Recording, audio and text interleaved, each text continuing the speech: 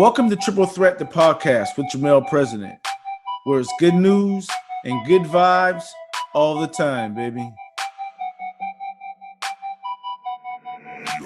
When we left Portugal to come play with you in your system, Jermaine, it was the best thing for Shane because you pushed him to do other things outside his box.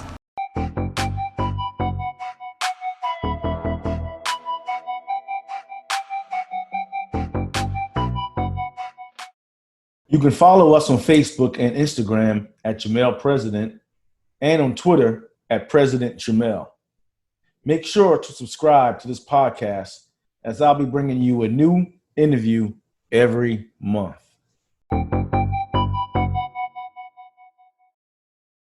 Hey, what's up, guys? Coming up next, we got Jermaine Ukaegbu, which is assistant coach at the College of Charleston. In our interview, we talked a lot about loyalty, about young kids starting out with the program in middle school and then potentially changing when they think the grass is green on the other side. Jermaine made some good points about loyalty and then how that loyalty has allowed him to be successful in the college rank of collegiate coaching. Let's get into the interview. How you doing, man?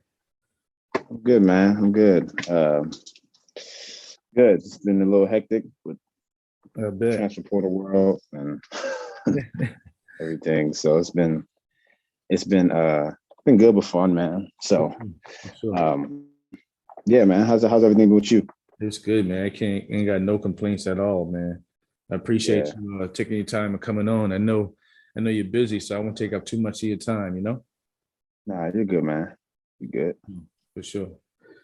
Well, first, before we get started, how do you pronounce your last name, just so I can hear you say it? So yeah, Ukaegbu. Oh, that's easy. Yeah, Ukaegbu. I like it.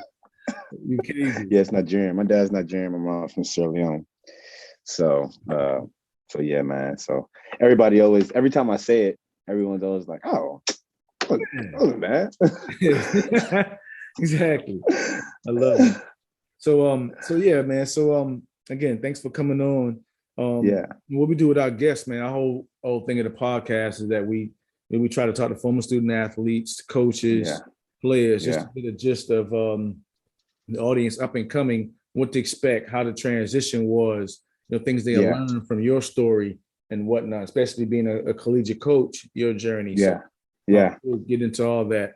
So right quick, man, take us back to, where you're from, your native, talk about your city, country or whatever, and then talk about the parks and the youth development coming up as you started to like this sport.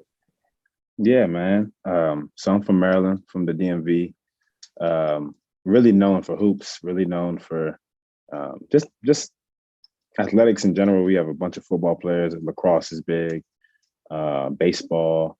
But yeah, it was definitely something that I became consumed with at a young age, in about middle school. Mm-hmm. I got to a point where I realized that if I really wanted to be good, I had to put down the video games and I had to make some sacrifices. And that started because I heard we were at nationals and we had a pretty good point guard named Alani Moore. Mm-hmm. And Alani was really good, but he was younger. He played up. And so one of the things his dad said after we had lost and like the Elite Eight or something like that was just how determined Alani was. And I was like, Alani younger than me, and I was like, I can't keep doing this. Right. And so from then on, spring break came and I got up every morning at 6 a.m. I walked to the recreation center, about 30 minutes. And I started there. And the funny thing was there was a bunch of brothers that were just like me who had a dream, who were young and wanted to chase it. And so I clung on to those guys. For sure. And that was my circle, was young dudes, young brothers, just trying to get it whatever possible way that looked like. For sure. And so that's kind of like how that looked. Again, I was blessed to have brothers around me who wanted the same thing I wanted. For sure. And wanted to do the same journey. That's play college basketball, let's play pro, let's play at the highest level possible. So right. And you made a good point about, you said it, being in at that early age, wanting to play college basketball. What triggered that interest per se? Because here you're a young kid, was it something that, was it players you see on TV or players around you? Because again, you come from that area, you got a lot of pioneers that played at high level you see every day. So what were some of those triggers that allow you to be comfortable with even thinking like that? Yeah, so good question, man. I started to watch high school basketball a lot. I was huge into Hoop Mixtape, Balls Life, City League Hoops. I used to watch a bunch of those guys. And this was when I was in middle school. And then as these guys started to, and I didn't, in middle school, like, I just wanted to hoop. Like, I just wanted to be really good. But like, when I got to high school in like 9th grade and I'm watching these dudes, the guys that I was watching went to college. And I was like, oh, like, I want to follow them and like see where they're going. And I was like, oh man, like this could be a thing for me. Like, like if I keep working, like if I just keep putting my head down and grinding. And I didn't have anybody in my family. Like, I didn't have anybody really close to me that played college basketball. So a lot of what I was going off of was like these brothers that I had, that I've been watching for so long. For sure. And so that's how that kind of came about. I started watching college basketball around like my sophomore year. And then it was funny, like I kind of like conditioned myself to stop being a fan. And I was like, I'm gonna play these dudes one day, like, and I started to be like, man, like I'm gonna play these dudes one day. And that's when it started to become like I was like more than just trying to be good. I'm trying to get to college, and I'm trying to like play the best of the best, and I can compete with the best of the best. And so that actually happened my senior year. I played at and in AAU, but in my senior year I played at Montrose Christian, and we played the best of the best. And dudes are in the league now, and things like that. So yeah, that was kind of how that came about. Before we get into the AAU situation, I want to take the audience back a little bit. Your 9th and 10th grade year. What were some of your challenges as a player? Because I know if some you might have done it, but a lot of players don't come in as a freshman and play right away. They usually got to wait. They got seniors or juniors in front of them, someone that's bigger, stronger, faster. What were your situation, and what allowed you to keep that work ethic? Because you say as a middle schooler, there's an interest, there's a love, but it also got to be a passion. To come with the work ethic. Take us back into the 9th and 10th grade years in high school, where those some challenging times, or were they? Frame that for me. Yeah. So my 9th and 10th grade, I was playing JV. Okay. And again, I had taken it serious, but it was JV, and so my thing was just like the only thing that I knew that was going to get me, one, to even varsity, but two, just be good, is work. For sure. Like I had I had nothing. There was nothing else. There was no like magic pixie dust that was going to allow me to like get me to that level. So like 9th and 10th grade year consisted, again, I realized that like I had to sacrifice something. I had to sacrifice to going out. I had to sacrifice. Did I not do that? Did I not have fun? Did I not enjoy with my team? Yes. For sure. But I also realized that in those times that like, if I wanted to get to varsity, if I wanted to be where these dudes were at, I had to work. So 9th and 10th grade was really, again, me being, a kid, still being a kid, but also realizing that if I'm going to do this, I have to do it every day. And I had coaches. I did have coaches who coached college basketball players who were in high school who were able to like relay this to me. And so that's what kind of like what my 9th and 10th grade looked like, was just like work, like just watching videos, just watching hoop mixtapes, just doing this, just doing that. And I'm grateful for it, because like those are the same habits that like I have now, like the love that I can just watch hoop now and just like I just love watching hoop. Sure. Like, you know, so that's kind of how that happened 9th and 10th grade year. And again, it was just consuming basketball as much as I could, watching the best of the best, and then going from there. When did you break the varsity threshold? What happened with that? Yeah, so that was 11th grade or 10th grade. I got bumped up, but like we had a really good varsity team. So like when I got bumped up 10th grade at the end of the year, like I didn't see much playing time. For sure.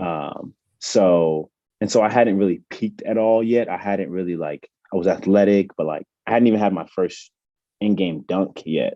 Wow. So when summer league came, that summer of going into my varsity year, that's when things started to take off. My body, my game started to catch up. Like my body started to catch up with like all the things that I was really good at.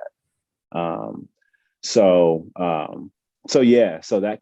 that's how varsity came about. And then from there, I never looked back. I just kept the same work ethic. I played a huge role on a really good team. We had 4 Division I players on that team.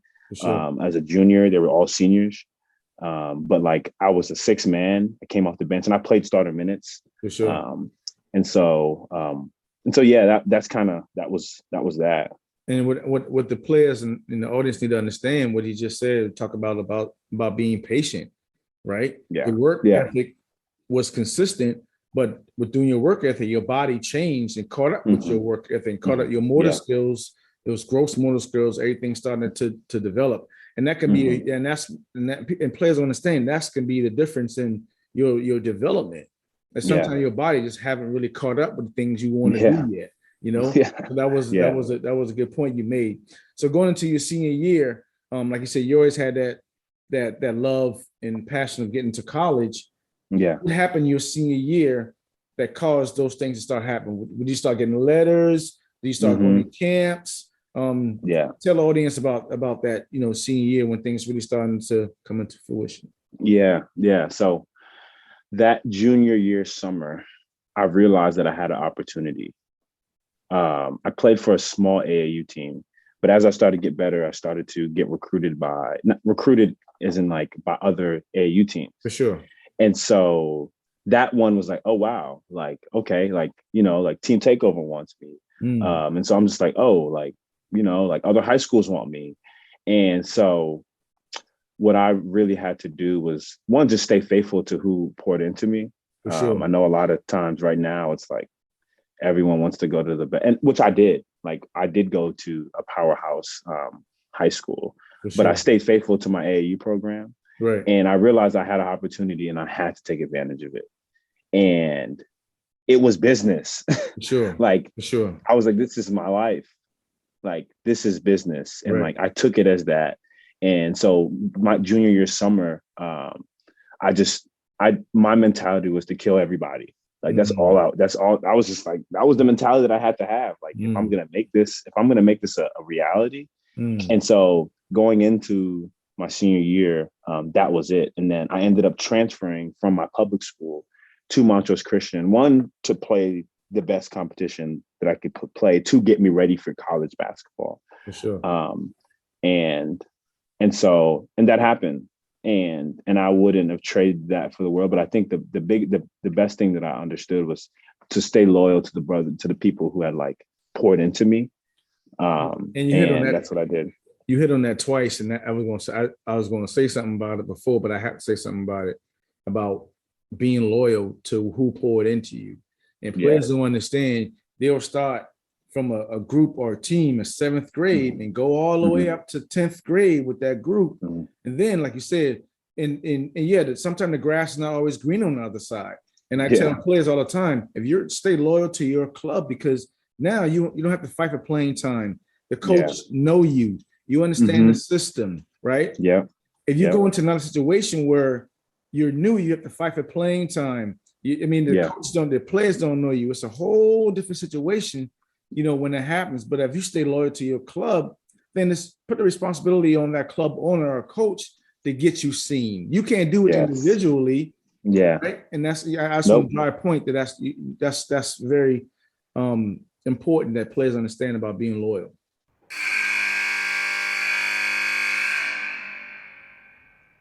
In our timeout session today, we got Reverend Dallas H. Wilson. In your transition from New York to South Carolina, what was that embryo vision, and how did that occur? Did it happen when you got here in South Carolina, or what happened prior to you leaving New York? Well, it happened to me prior to leaving New York. A vision is really interesting. Again, biblically, let me share with that first, and get an understanding where I'm coming from. Habakkuk 2 talks about the vision, and you have to write the vision plainly so that people can read the vision and run with the vision. It's not just you having a vision and being able to articulate it verbally, and the vision dies in the air, but it's being able to write the vision down where people can look at it for eons, decades to come in the future, and be able to replicate those same things. I want to be able to say, in all honesty, I wish that it was an original idea of me writing the vision for Midnight Basketball, writing the vision for our leadership camps, or some of the other things that we did when no one else in this town was doing anything like that.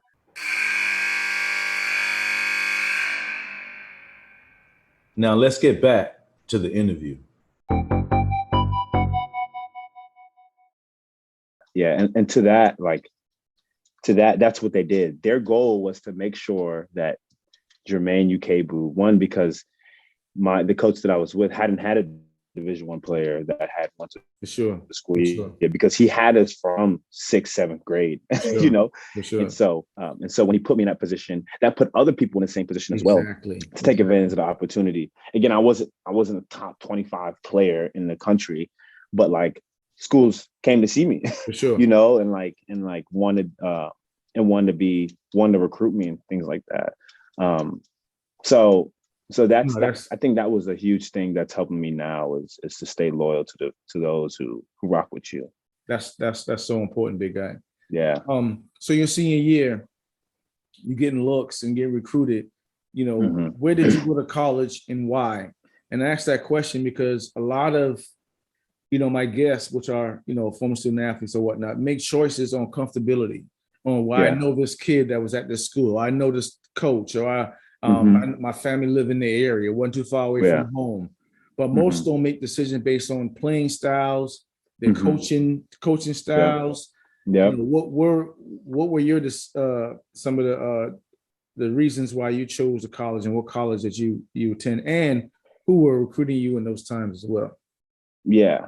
So at the time I had committed. So my senior year, I committed to Sacred Heart in Connecticut. And that one, I loved Sacred Heart. The coaching staff is amazing. Those dudes are really good. I think I made one of the things that I made a decision off of. I had an ankle injury my senior year, and I didn't know if I was going to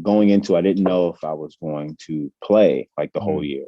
And so I ended up really just committing because I was just like, look, like I don't know. And the coaches that were behind me was just like, I just didn't know if I was going to play. And so I had 2 or 3 offers at the time. And I was just like, look, like it's probably best if I just lock it in. And they had came to see me, they came to my house, they poured into me and things like that. And so I went on a visit. And so I saw everything, you know, and everything. And so I liked what I saw. And so that's what happened. So I ended up committing there. And once I committed there, before I committed there, I realized that, man, like, I think I just kind of like did it out of fear.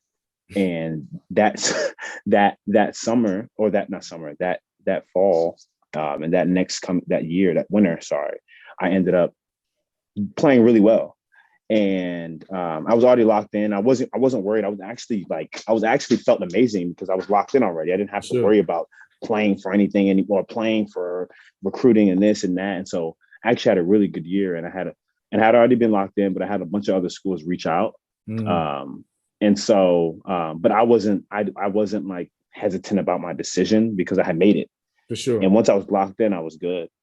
So I think I think a big thing that I would share with somebody who's in that position where there's fear or whatever it is, whether they don't think they'll get what they want, I think it's just to continue to stay patient. Like it's just to continue to realize that like if you keep putting your head down, day by day doing the work, like it's gonna come. Like, and if you have people behind you who've been there and know how to and have wise counsel, you'll be able to know like what decisions to make. I think we listen to a lot of people, and that deters our decision. But I think the two people that I was listening to had my best interest. For sure. And they shared with me something that I thought was real, was like, I don't know if I'm going to play this upcoming year. So like, I probably should just be smart and like be wise and like just lock it in just in case, because it is a business. Someone could have taken it and I would have been, I'd have been okay, like that. I don't know now what's next. For sure. So, so yeah, I think just being patient and having wise counsel and brothers around you and older folk who care for you and love you to be able to steer you in the direction that's best for you and your family. For sure. So talk about, your years at Sacred Heart. What things you learned from your coaches and players? Was it a huge transition from high school to college? The game sped up.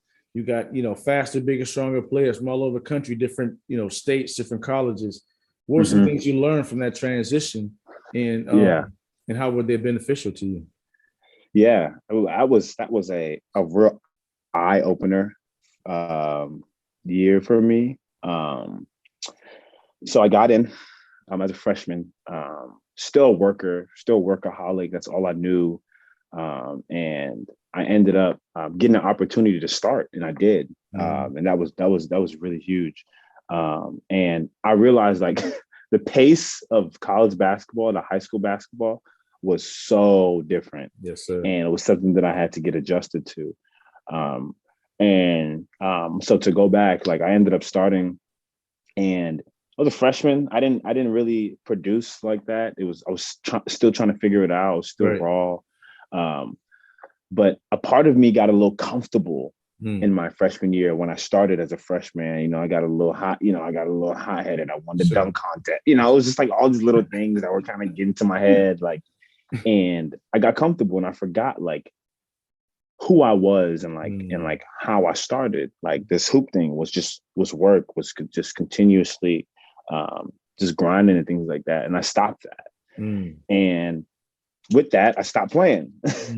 and so when that happened, I was like, it was one of those things where it's like, woe was me, like, but I had to realize if I don't continue to every single day bring it in practice, I will not play in college. And that was the thing that I learned, was practice was one of the most important things for me now. I valued it.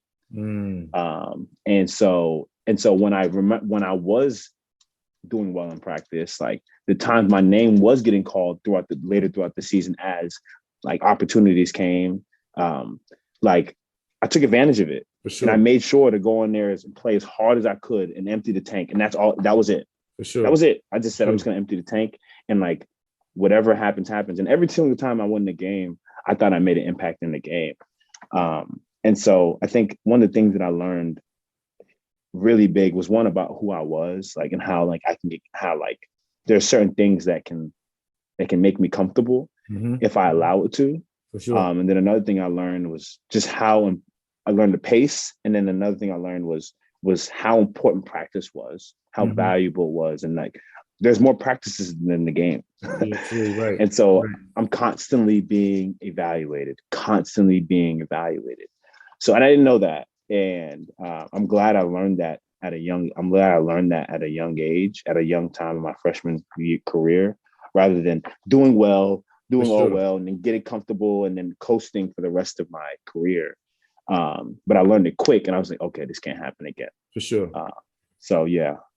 Was that my question?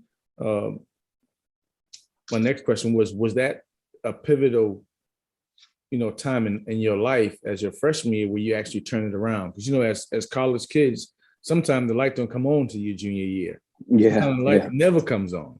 You know what I'm saying? So was that your pivot time of year when you really had to really like lock down and make things happen and get serious about life? Yeah. That was the thing. That was the thing that I even learned until now, is like to just stay ready. Like, again, because my role changed. Like, I wasn't a starter. Like, I was just young now after like starting 3 or 4 games and then playing 15 minutes, 20 minutes here and there. And then going from like, then the break happens. And then like, I stopped playing as much. And then I was like, man, like now it's like my role has changed. Now I have to just stay ready for whenever my name is called. And I truly, to the best of my ability, I think I did that. I was reading the scout reports. I was making sure that I was in film. I was making sure that I was asking questions about film and this and that. And that's why till today, I can say that like in that second half of the season, like I stayed ready. And as I stayed ready, I remembered like, and I took that from there and was like, this has to be my mentality, just to continue to stay ready, that you never know when your name is called. You never know, late game, whatever it is. And so I wasn't fortunate enough to, I played 30 minutes as a freshman every game, this and that. No, I kind of was at the bottom, and I had to work my way back up. But again, that taught me a valuable lesson. That was to just stay ready for whatever the case may be. And that's what life is. That's what life's, life brings it to you, and it causes you to have that type of go get it, fight attitude. What were some of the things that your college coach or coaches that you learned from that experience? One takeaway that you can say, I learned this from my coaching staff from being a collegiate student athlete. Yeah. I think one takeaway would be that if I wanted to use basketball to the best of its abilities, if I wanted to be successful in this, if I wanted to be a good teammate, a good leader, whatever it was, like this had to be something that I was willing, and I said the word sacrifice a lot for. Like it's so easy, especially as a young kid, to see the parties, to see the this, to see the that, and be like, and I'm not saying that it's a bad thing. Right. But I was like, if I don't realize that like I have to sacrifice some of these things to be the best Jermaine possible, and that's on the floor, that's off the floor, then this won't be for me. Right. This won't be a longevity thing. And I think that's the biggest thing that I learned was like, man, like if I'm gonna be really good, if I'm going to be really good, this has to be business-like for me. Sure. And it was. And it became business-like. And every single time I stepped on the floor, it was, look, like I don't care. Like, we're friends. You my brother. Yo, my boy, what's up? Like, that's my brother. Like, I love him. Like, that's my brother. Like, like I love him.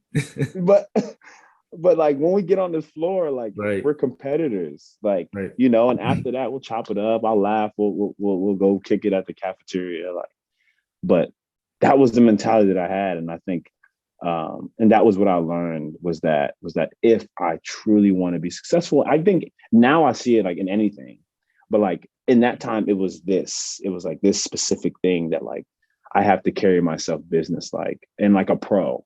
Like that was the thing, was like, if I want to be a pro, I have to carry myself, which is crazy because I didn't become a pro, but I learned so many valuable lessons as in like thinking like a pro. What does that look like? Taking care of your body. What does that look like? I was like the jug of water that dudes had around. I was like, I'm about to just carry this and I'm going to drink a gallon a day. Sure, for sure. Extra work.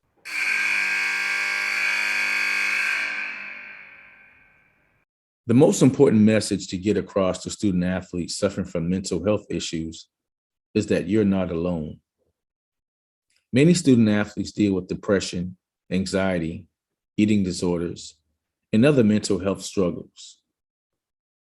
If this is the case, speak to someone like a counselor, a parent, a trusted adult, or your fellow teammate. Adults who are supporting a student athlete should be aware of the signs. A student athlete who is experiencing mental health difficulties might have constant fatigue, loss of appetite, mood swings, apathy, or even declining grades and or social isolation. A student athlete's mental health can be severely affected by an injury. An athlete's entire life becomes about their sport. And when they lose the ability to play, it can take a huge toll mentally. As we continue to reduce the stigma around mental health, hopefully more middle and high school level student athletes will feel confident discussing their health, whether it be mental or physical. The Triple Threat podcast will be adding a psychology aspect in season 2. We will be doing our part to help destigmatize mental health when it comes to student athletes. So subscribe on your favorite podcast listening platform so you never miss an episode.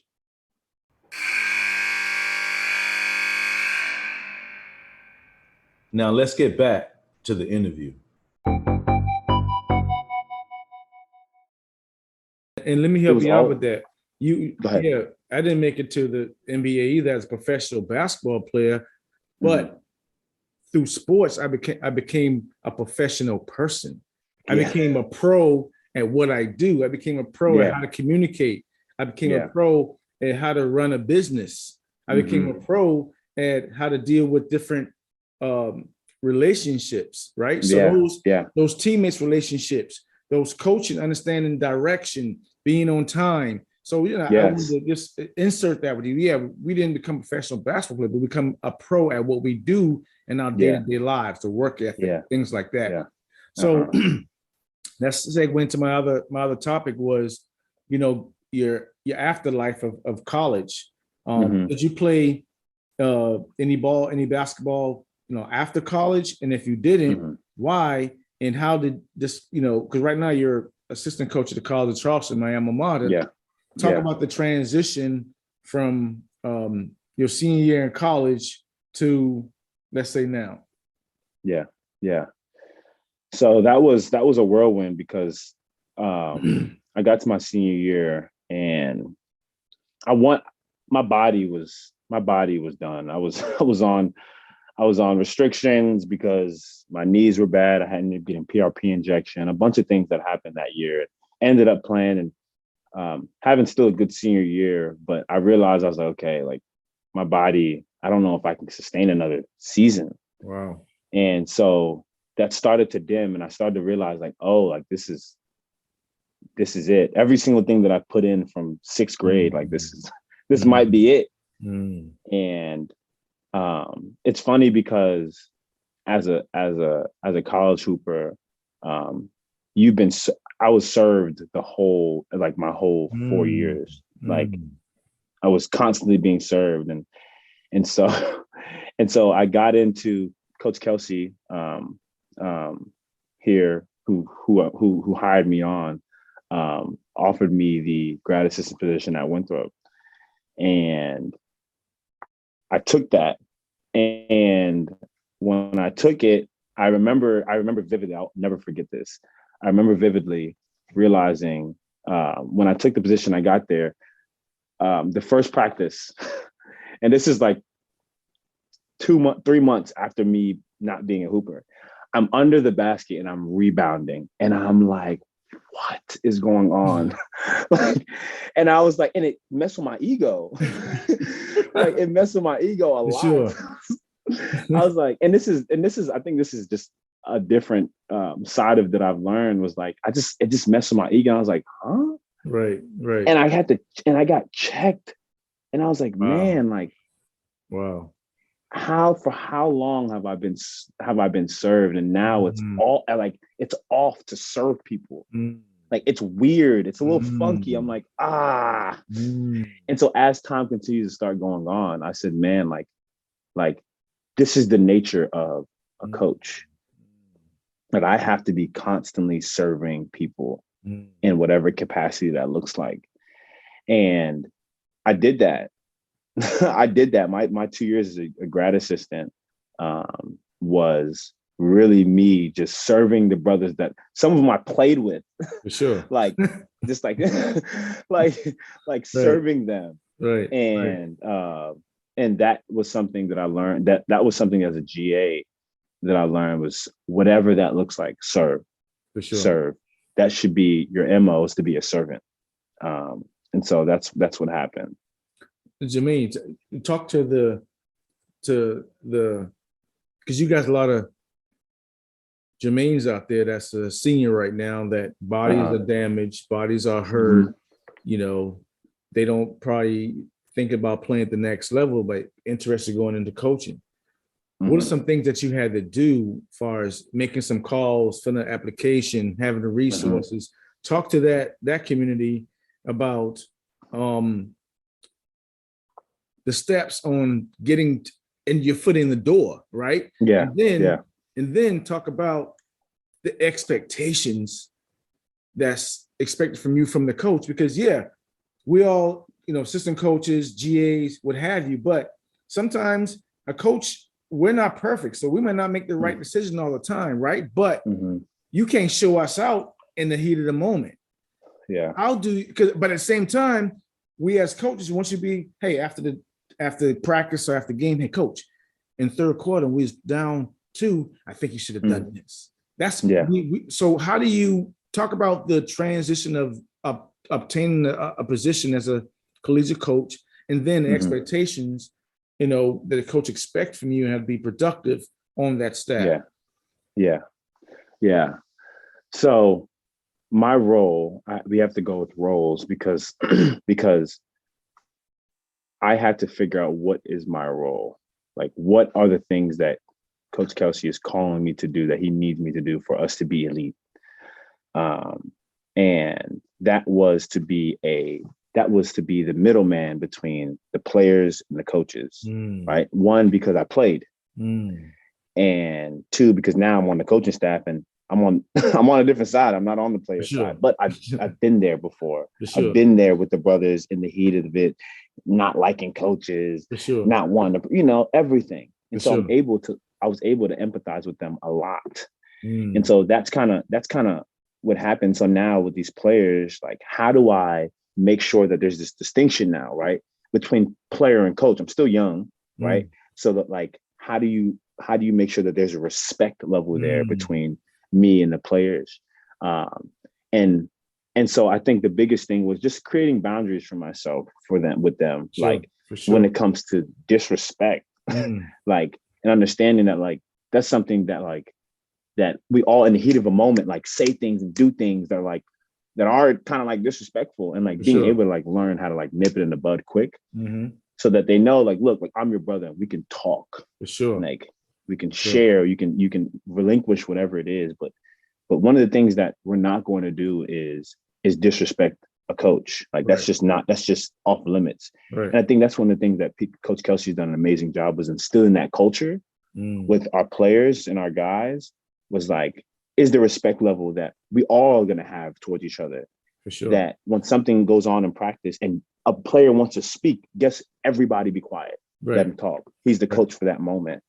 And so that's, I think, the overall autonomy that the players get, and that we give them to be able to, 1, speak, and 2, also understand that they're going to be held to a high standard, and that that we're going to hold them to a high standard, and to be men, men of value, to be men that want to win, right?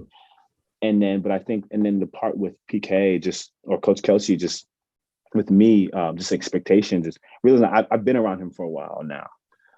And so since I've been around him now, like, he says exactly what is supposed to get done and what is supposed to be done. And so when if I don't do it, again, like you said, like, there's no perfection in any of us. Like, for sure. When I don't do it, like, it's one of those things where someone has to check me, or sure.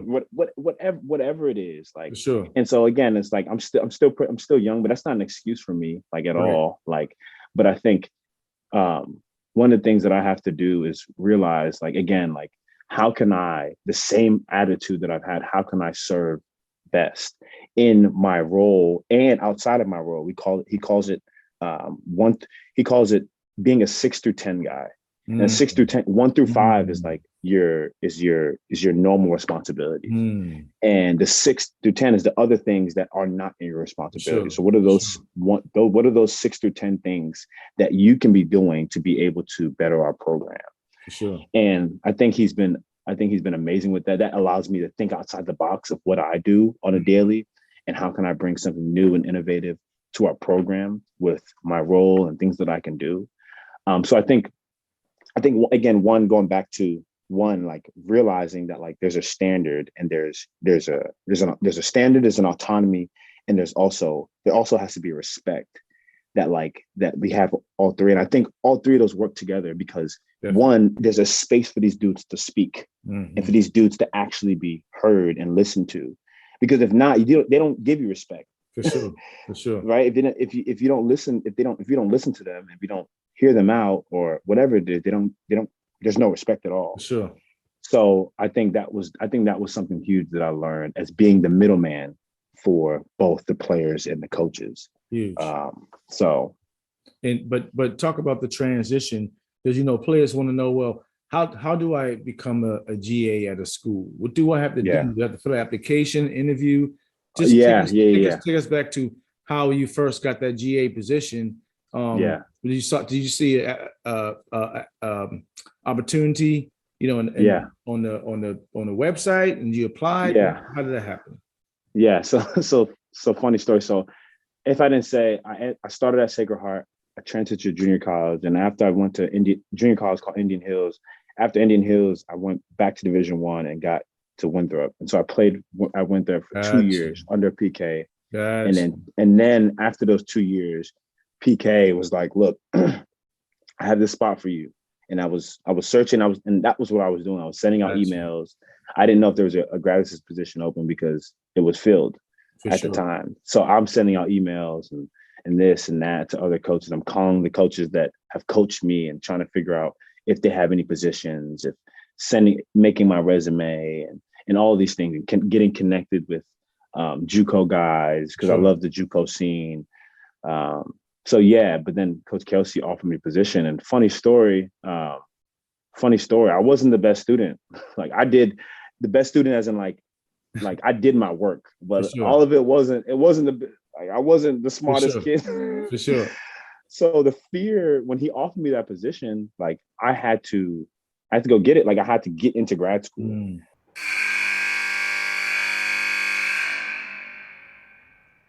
In today's Time Out message, we got JP Pearson. I remember seeing you in high school, and you made that jump. Got over to Coach Chris at the College of Charleston, and you were really, really good. And I know the things that you had to go through, the things that system teaches you is detail. Yes, sir. And if you're not ready to accept that kind of detail, your process of learning or being on that floor for a long time is going to take a longer time. Yes, sir. I went from a system of schemes where there may have been 4, 5 different sets and set plays. And then with Coach Chris, who I have to say is the best teacher of this game that I've ever had.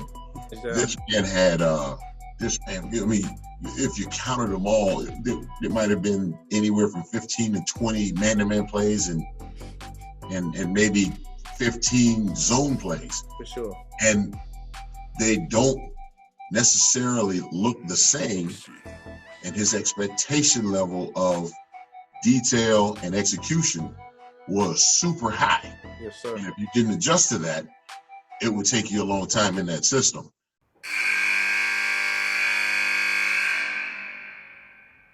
Now let's get back to the interview. So I'm looking at my grades. I'm like, I don't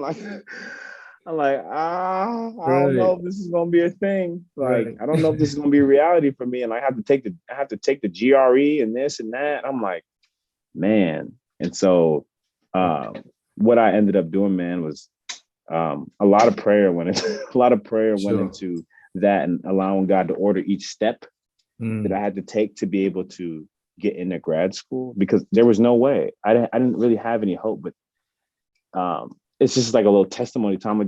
Like I had to trust that like he was going to lead me down exactly where he wanted me. For sure. And so I did that, and so he offered me the position, and that was the thing, was like I stayed tight with the people who rock with me. Exactly. Like loyalty. And that was the thing, was like the loyalty part, like was like they knew that I was loyal to them, and they wanted to be loyal to me by offering me this opportunity. And I learned that in high school. You know, I learned that like in high school, like being loyal to the people who was loyal to you.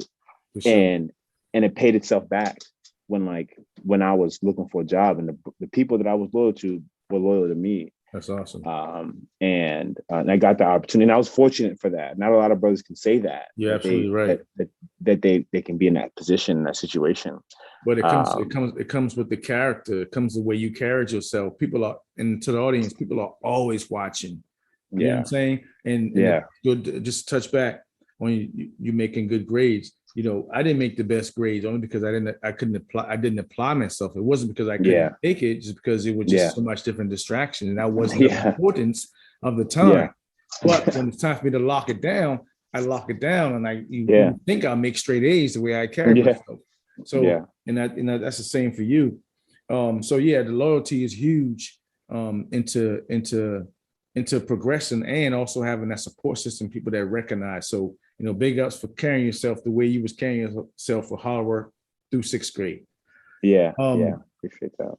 So you working with student athletes, Jermaine. Do you think there's a change in, obviously it's always a generational change, right? But how big is the change from where, 10 years ago to where you high school to you see the high school players now, as far as recruiting and looking at them? Because the work ethic is not really there. I think a lot of players at this level rely on skill and talent to get them there. I don't really see a really, really huge work ethic, and I may be wrong, but it just haven't crossed my path yet. What do you think the changes are in modern day student athletes compared to 10 years from now?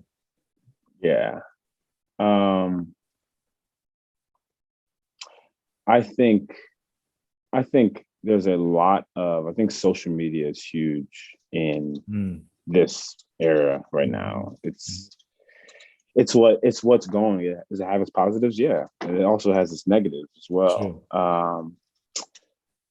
I think that everything has been and I think this happens with high major players. This happens with any Division I basketball player, where you are given so much, like you're going to be this, you're going to be that. And like you have so many people in your ear, and you see that you see that in high school and this, and like now what makes it worse is the social media, is all the hype and the this and the that. And that gives people confidence. For sure. It does. Like it gives people confidence. And to relate it to the work, like because it gives them confidence, will it hold them for that long? Probably not. Probably won't. Right. I think again, confidence is an amazing thing. Like you can have a bunch of confidence, and I've seen dudes who have confidence and don't work and are still nice. For sure. Like but for how long does that work? How long does that work for? Right. When you have somebody who has confidence and works, for right? Sure. Like, and it's just like, I think that right there is a huge thing. It's that players, and especially in high school, and then when you get to college, you're playing against grown men now. Like, like the physicality is different. Like, and to some dudes flourish. Some dudes will flourish, right? Some dudes can, and I think I've learned that from different players, was that like there's some dudes who got it, who just it's just natural. Right. But then there's some dudes who don't have it, who work, And I think the dudes who work and have made a way for themselves longevity wise will have more success in the long whether that field, the long haul, whether that field, because they're learning like real life stuff like you have to carry with yourself for the rest of your life.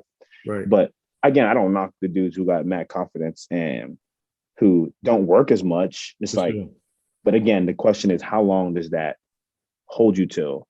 And if you're not working, if you're not carrying yourself like a pro, right? Like when you get an opportunity to be a pro, do you even know how to function like one? Right. So, and that's huge what you just said. And right now in our talk in sports, it's big, mental health thing, right? And before we as male athletes, we've always been taught to like stick your head down, deal with it, don't worry about it, just stick it through. Yeah. But now with the social media, and like I said, that helped with some of the self-esteem and the confidence, but that's not there. It's a drop in the confidence and drop in the self-esteem. Yeah. You're dealing with the student athletes right now. Do you see a big, issue? I won't say mental health, like something wrong with the players. And I think, and Danny made a good point about society taking that pendulum and switching it all the way over on one side. It's a happy medium when you're talking about mental health, because that can be injury. How do you come back from that? For stress, mental stress, death in the family, you flunking off and not being able to, like, it's a bunch of different things. How do you see it plays when emotion regulation is done with your student athletes? Is it effective, or do you always have to see where you got to bring students in and talk to them? What's the generation like? Is it tougher? What do you think? Yeah, that's an amazing question. It's changed. It is changed. Like you said, like your generation, it was probably like put your head down and go. Like ain't no emotions, ain't no none of that. Like and you had coaches that were like that. And so now it's different. Now there's a sensitivity. There's a lot more of a sensitivity with these guys. There's a lot more emotions involved with these dudes. So saying certain things to people can get people offended or make people feel triggered in a way where they feel like, where it goes back to childhood trauma. It's a bunch of things now that are mixed. And I think, again, it's like, I was there. I'm not far off. I've experienced mental health. I've seen it, and I still experience mental health, but I've learned like what therapy looks like, what having a space to be able to share and be open and talk about it. And because it's different, because guys are different, because kids are different now, you have to have that for them. For sure. It's a need now. It is a need. And it's just different. And that's the nature of it. Like, we can be mad all we want. We can be like, everybody's soft, this is that, but it's the nature. For sure. But I think that's okay because now I think there are more tools and things like that these brothers can have. Right. Yeah, resources. And then it gets you, I think what it helps the coaches is like, now we get a chance to go down and meet them where they're at. Like, we're forced to now, because these are our players. And if we truly love them, if we truly want what's best for them and want them to be successful and this and that, like, there's a place where we're going to have to learn how to meet them where they're at. For sure. And I think, again, that's the autonomy part. Like, and I say autonomy because we have to give them something where they can feel like they have a voice, where they can be heard and seen and all those things. And so when you have that space, these guys can now relinquish something that they've never truly learned how to relinquish. And when you can ask them questions about whatever, their family life, their relationship life, their mental health life, right? And you get deep into their story, that is when you find that guys trust you more, and that they can trust to know that, like, you actually care about them. Right. You care about these small things, these things that are actually huge in their life, that somebody can come alongside with them and empathize with them. And even if they don't know exactly what they're going through, but that can just sit with them and talk with them. And I think that's what Coach Kelsey's done an amazing job with, is that we have brothers on that staff that are able to do that, right? And because the head coach can't always be focused on this and that. So you have a staff now that can handle that. And so now when you go into practice, like, we've talked about it, we've dealt with it. And even after practice, like, we've talked about it, we've dealt with it, so that it doesn't affect the guys on the court, right? And their production and stuff like that. I don't know if that makes sense. That makes a lot of sense. And I wanted to piggyback off that. And it allows the coach to understand the player situation and background a whole lot better. I'll take for instance, you know, we something called intrinsic motivation, which is just something that's naturally get players to go, right? But what if you didn't grow up in an environment where that triggered that? What if you didn't grow up in an environment and say where you out in the neighborhood, you got 6 or 7 different alpha males, all y'all trying to get it? That energy is going to lead over to sports versus you in a situation where you don't really have that type of environment. You can't say, well, this kid's he's not good because he's not a dog. You know what I mean? Like, even with that, you got players, coaches that would say, well, we're going to go in the video room, or we're going to go over this play over the board. Well, if that kid's not a visual learner, he's not going to pick it up. So I think it allows the coach, this space, this new thing allows the coaches to understand their players better and understand what moves them and what triggers them. Like you said, you had a discussion about a player at 12 o'clock and you got practice at 6, and this player had a bad situation. Let's say he had a relationship, he just broke up with his girlfriend, he's taking it hard. You can't get on him about just a misassignment in practice, because it's not going to be good. But you can bring him after practice and say, hey, look, I know you missed that today. Hey, what else is going on? That's communication. But if the coach doesn't know that and he get on the player, it just turns out, because now the kid's going to, you know, express those feelings, emotionally, which is not going to be good for everybody. So I totally agree with you. He made a name for himself as a star for the College of Charleston basketball teams in the mid to late 90s. And now Jermaine President is doing what he can to make sure that the Charleston area kids have a chance to succeed on the court and in life. So I want to, give some of that back to the community as well. After college and after playing professionally, I started the DAE Foundation just to be that wealth of knowledge to the kids in the community and parents as well. College of Charleston Hall of Famer Jermaine President said he saw a need for this while he was in school. So he founded the nonprofit DAE Foundation, and its philosophy for success is based on what he calls his oatmeal recipe. Let's go and finish together. Basically teaches the game of basketball, focusing on skills development, nutrition, and education. Not only SAT, ACT type stuff, but education for parents in how to navigate through the different levels of athletics. In closing, we do something called, we created something called an oatmeal recipe, which is skill development, nutrition, and education. And Jermaine, no matter what profession, from athletes, we need those 3 things, but any profession, you need those 3 things as well. So I want to, ask you about those 3 things and get your input on them and how they're affecting your day-to-day life. We talk about skill development and work as a 6th grader that allows you to obtain, you're always being watched and be consistent in your approach, allows people to want to be involved and work with you. Education, we're talking about you as a coach, a kid should not be taking a 3-point shot if it's 10 team fouls on the board. And nutrition, eating McDonald's. I hate going to AAU programs, AAU teams, and the kids got McDonald's and sodas pregame. So talk about, skill development and how important it is to you, and how do you apply it to your everyday life? Yeah, I think that's huge. I think again, just like a player, that's why I think we can both relate to this, is because like all of it translates. Coach Kelsey talks about sports being a microcosm of life. For sure. And so for me personally, what that looks like is the same thing that I learned as a kid, and that's film, that's learning, that's being open to learning, that's being open to dialogue with these guys about like certain things. And I think when that comes to me, I think when it comes to how do I attain that and like give it to the players, where like that's my job, right? And where I can help them. It's learning. It's the same thing. learning everything that I've learned, and then also everything that I've learned from other players that I've played with or whatever it is, and then the coaches.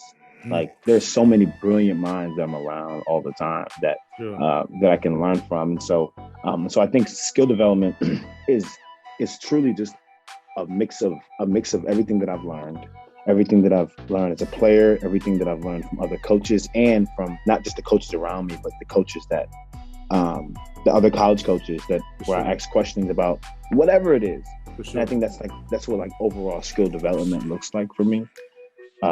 Did I answer your question? You did. Yeah. How about education? Yes. And so the education part is we're big on like situational stuff. We're big on film and things like that.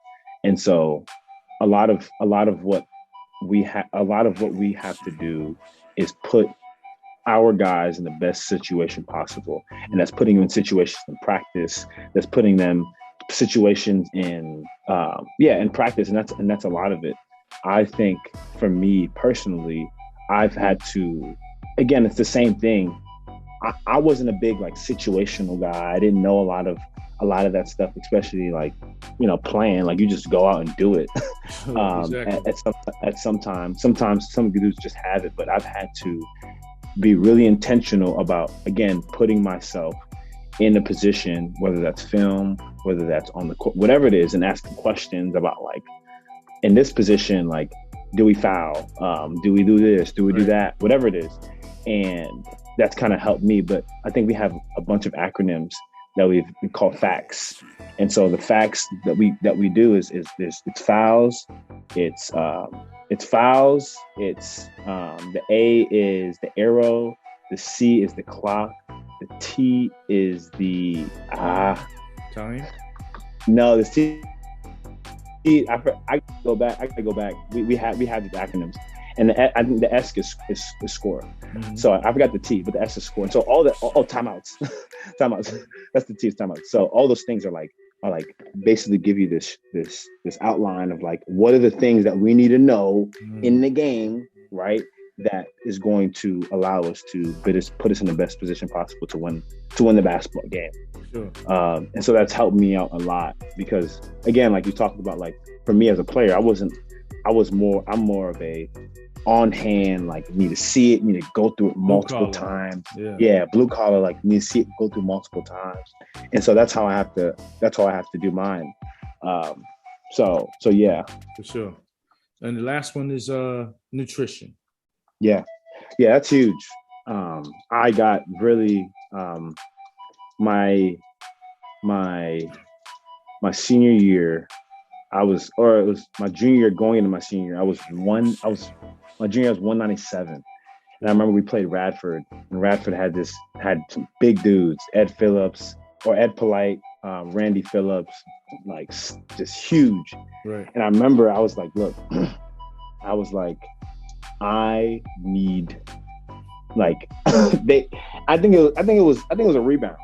And I remember like I'm trying to box these dudes out, and I'm like, I feel like little bro and uncle. I'm like, I'm trying to push him. And I couldn't. And I remember I was like, man, like this has to be important to me. Like, and it was, and nutrition was important, but like I was never intentional. It's like I want to get to this weight. I want to get to whatever it was. So I remember that summer I literally ate 5 times a day, 4 eggs and 4 waffles every morning. Sure. Before my workout, I'd have a snack. And then after my workout, I'd have a protein shake. And then after my protein shake, I'd have a meal from somewhere, something. So like, I made sure that was a huge, huge thing for me. And I ended up getting to 215 in a summer. Wow. And so I stress to guys, or whatever that looks like, whether you need to lose some or gain some, like this has to be about this can't be an extrinsic thing. It has to be you inside. For intrinsic. It has to be like from this person, because if I'm just trying to constantly motivate you to do something, like, and you don't, it's only going to work for so long. Exactly. Like it has to come from you, and we have all the resources necessary. But if you don't want it, you're not going to have it. And so I think that's a big thing that I've learned from the nutrition part, was that whatever you need to do, whether you need to lose it or you need to gain it, whatever it is, it has to come from you. And you have to utilize the resources around you to be able to get those results. Because a lot of times you don't know what to do. It's like, oh shoot, what do I do? Like, you know? So I think that was a huge that's a huge step in college basketball, and just anything. So sure. In closing, man, anything you want to tell the athletes, looking high school athletes, or just how to, everybody wants to know, how to get to the next level with this work ethic or what have you. Give me 2 things that's important when colleges are recruiting a potential athlete. Yeah.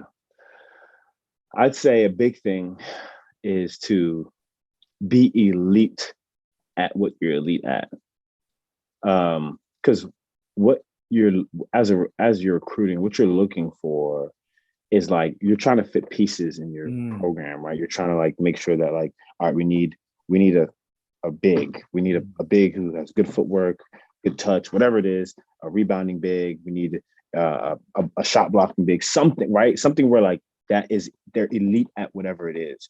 And then whether it's a point guard, right? A point guard who has a really good assist to turnover ratio, a leader, somebody who can run the floor, who can run the team in the locker room, who's reliable, who's trustworthy, who's going to be the coach on the floor, sure. Right? Like whether it's a wing, an athletic wing, you're an athlete, you have intangibles of you have crazy athleticism. So you utilize it in rebounding, you utilize it in run the floor, you utilize it in finishing, you utilize it in whatever it is, whether it's somebody who is a 3-point shooter, right? It's like, that is your thing. You are in the game to hit threes, or we value 3 and D guys, sure. Right? A dude who's can shoot it and go and defend on the other end. Right. And so I think knowing your identity is huge. Like, and being elite at that is huge. So I say, again, it's knowing your identity and like being elite at it.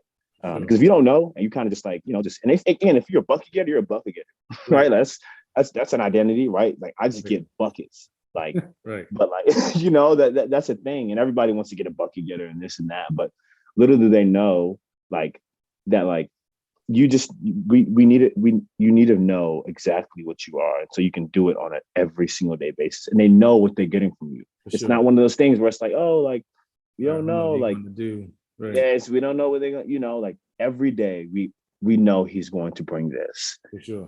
And we're expecting of it. And so there's no surprises, there's no gimmicks, there's no, so I think that's huge. Gotcha. All right, man. I appreciate your time today. I know you got to get busy and do some other stuff, but we really appreciate your time and giving you wealth of knowledge, to student athletes, coaches, yes, and all the audience that are listening. So thanks again for your time. Yes, sir, brother. Thank you for having me on. Yes, sir. Well, you have a good day, man. We'll see you soon. Yes, sir. All right. So there it goes, guys. Another one in the books. We want to thank Jermaine for coming on and giving us his wealth of knowledge of how to be a student athlete from the DC area and his trials and tribulations of becoming a collegiate coach. One thing that he really talked about was loyalty and being loyal to the people that pour into you. That's very important. And especially, we talked about it earlier about young kids changing programs when they think the grass is green on the other side. Jermaine drove home some good points why it's important to stay loyal. Don't forget to subscribe to our Triple Threat podcast on your favorite listening platform. We are live on Apple, Google, Spotify, or anywhere else you listen to your podcast. That's Triple Threat, spelled 3-RIPLE, 3HREAT. Triple Threat Podcast. We'll be right back. What Jermaine is doing with the DAE Foundation and the approach he's taking to help develop young athletes, first of all, getting them prepared from the academic standpoint, which, as you know as well as I do, Bobby, that's the most important element, to try to get them to eat healthy, to be able to train properly, to get the proper education, and then hopefully for those who are talented enough to have a chance to move on to perhaps even get a free education by going off to college. But I love what Jermaine is doing. It's a wonderful program. Hopefully more people in the community will get behind it, and some of the businesses involved as well, to help sponsor this program, because these are the kind of things that every community needs, looking out for the best interests of the youth. The future of this country is in our youth, and everything that we can do to help prepare them better for that is absolutely wonderful. And I can't express adequately enough my admiration and respect for what Jermaine is doing, and hopefully he'll get a lot of help from a lot of people. You can follow us on Facebook and Instagram at Jermaine President, and on Twitter at President Jermaine. Make sure to subscribe to this podcast, as I'll be bringing you a new interview every month.